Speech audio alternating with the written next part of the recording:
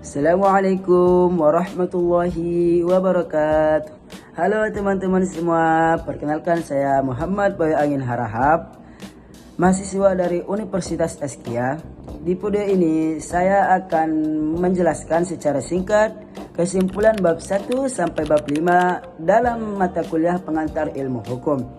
Materi ini penting sebagai dasar untuk memahami apa itu hukum, bagaimana hukum bekerja, dan apa tujuan hukum dalam kehidupan masyarakat. Oke, langsung saja kita kepada bab pertama, yaitu pengertian dan hakikat hukum.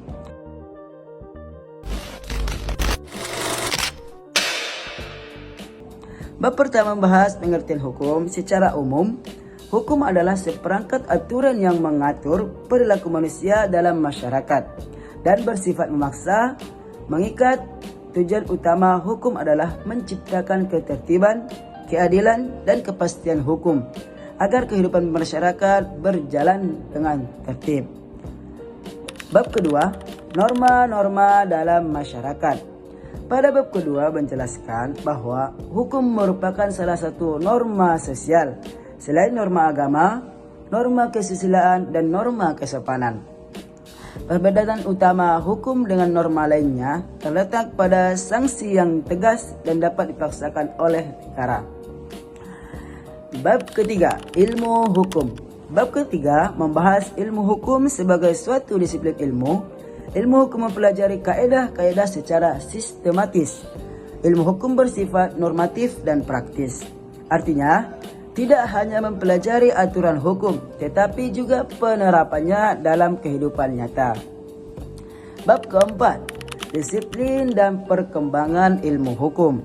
Bab keempat menjelaskan struktur dan disiplin ilmu hukum, seperti hukum pidana, hukum perdata, hukum tata negara, dan hukum administrasi negara. Selain itu, ilmu hukum terus berkembang mengikuti perubahan sosial, sehingga hukum tidak bersifat statis. Bab kelima. Bab kelima membahas tujuan hukum. Menurut para ahli, salah satunya Gustav Redbro, tujuan hukum meliputi keadilan, kepastian hukum, dan kemanfaatan. Ketiga tujuan ini harus seimbang agar hukum dapat berfungsi secara efektif di masyarakat.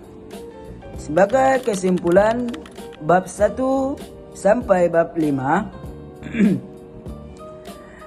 materi ini menjadi landasan penting untuk memahami hukum sebagai aturan bermasyarakat, sekaligus sebagai suatu disiplin ilmu. Semoga penjelasan ini dapat menambah pemahaman dan memberikan gambaran awal sebelum mempelajari hukum pada pembahasan selanjutnya. Terima kasih atas perhatian Bapak, Ibu, dan teman-teman. Saya akhiri. Wassalamualaikum warahmatullahi wabarakatuh.